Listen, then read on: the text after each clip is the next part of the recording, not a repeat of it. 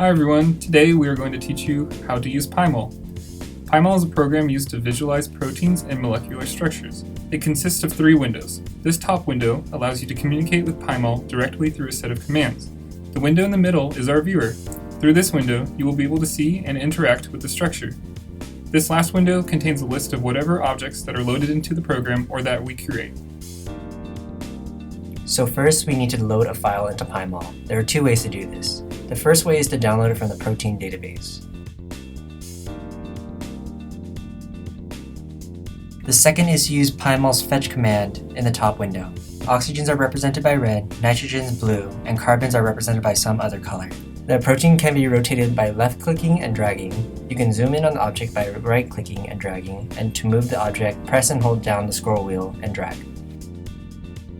On our right-hand panel, we are able to manipulate the object and clean it up. First, let's make the molecule easier to look at by changing it into its cartoon form.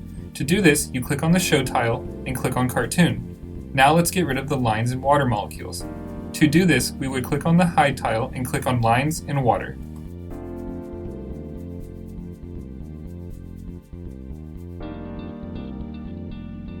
Now we will pull up the amino acid sequence of this protein. To do this, you would click the S in the bottom right-hand corner of the window.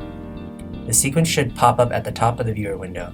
The sequence is labeled by number, indicating the position of each amino acid in the sequence. Some proteins will consist of more than one subunit. To tell if the protein has more than one subunit, scroll to the end of the sequence. There should be a space and a new sequence will begin about here.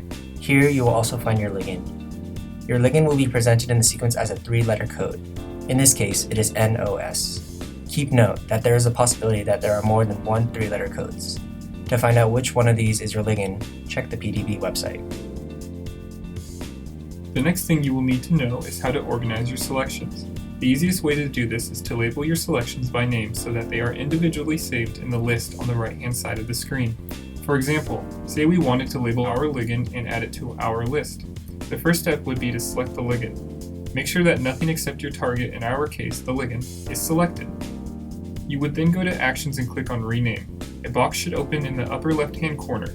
You would type in the name that you would like to save here. Now we want to make our ligand visible. To do this, make sure it is selected and then click on Show and select Sticks.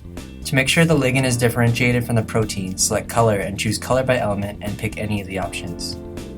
To show a known interaction, select both your ligand and the amino acid. Go to Action, click on Find, then Polar Contacts, then Within Selection.